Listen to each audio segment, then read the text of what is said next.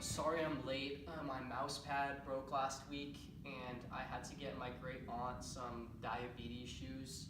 Isn't that the same excuse you used when Obama was on here? Doesn't really matter. Oh, we're on the air. Okay, hi, I'm Zach Galifianakis, and welcome to Between Two Succulents. And my guest today is, I'm Scout Coker, president of the GLSEN, the Gay Lesbian Straight Education Network, a professional non-binary person, and currently the autocratic leader of Dysphoristan, the only country with only trans and non-binary citizens. so normally I do the introductions. Your introductions are terrible. Yeah, alright. First question, does Dysphoristan have bathrooms? Yeah. Well, considering you don't have any males or females, what do you choose to label these bathrooms? Well, see, we have single-user restrooms labeled all access, so no matter the gender of the person using them, they can feel comfortable. And what would happen if I went into one of these bathrooms and just took a really, really fat dump and stunk the whole place up?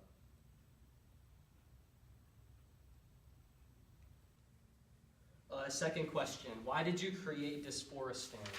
It's hard to feel welcome in a country where nearly everything is gendered. The major cause of the debate over all access bathrooms in America is fear of social change. The first gender-segregated bathrooms were created in 1800, and before that, all bathrooms were male-only. Bathrooms have always been a place to promote social change, and this has been seen before in desegregation fights between, black people, other minorities, and white people. And even though bathrooms now are racially desegregated, LGBT people, as they gain recognition, are looking more and more to fight their opponents for a place to gain a small Are you victory. done now? No. Okay, yeah, third question. What do you think America can learn from Dysphoristan?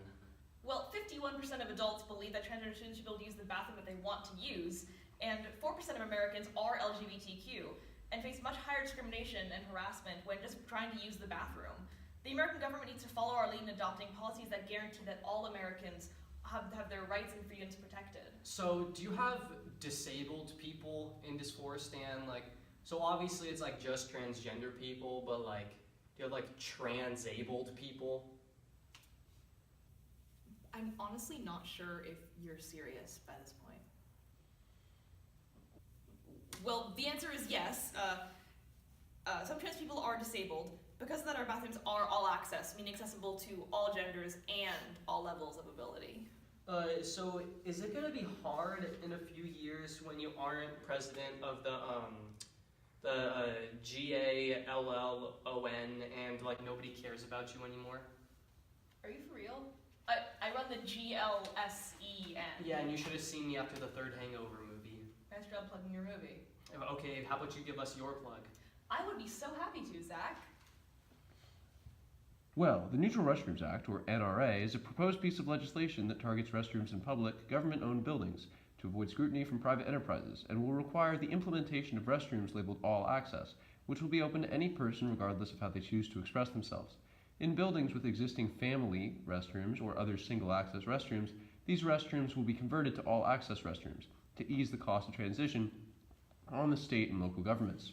As the NRA in its current state has been proposed as a federal unfunded mandate, the bill will also necessitate outreach efforts aimed at educating the public in order to minimize the potential for hate crimes or violent backlash. These will address current unfounded concerns about predatory behavior as a result of transgender people in restrooms. The overarching goal of the proposed bill is to make restrooms across the nation accessible to all Americans, regardless of who they are. So, were you going to say something? Thanks, Zach. Yeah, sorry, I just couldn't hear you through all of that nonsense. Why did you invite me here? Also, maybe you shouldn't call your act the NRA. I mean... Okay, look, last question. So obviously, you're not special, and people have tried doing this before, so what are some past attempts to solve this issue? Well, some states have tried addressing the issue, such as California, which now has a law that requires all public institutions to have gender-neutral restrooms. But these state laws are often incomplete and have little protection against potential violence and discrimination. Federal action is required to ensure that all LGBT people are protected. So we're gonna wrap it up right there because I have a very aggressive rash that needs attending to. So we'll see you next time on Between Two Succulents when we have Ted Cruz come in and we're going to ask him if he is the Zodiac Killer. Wait, really?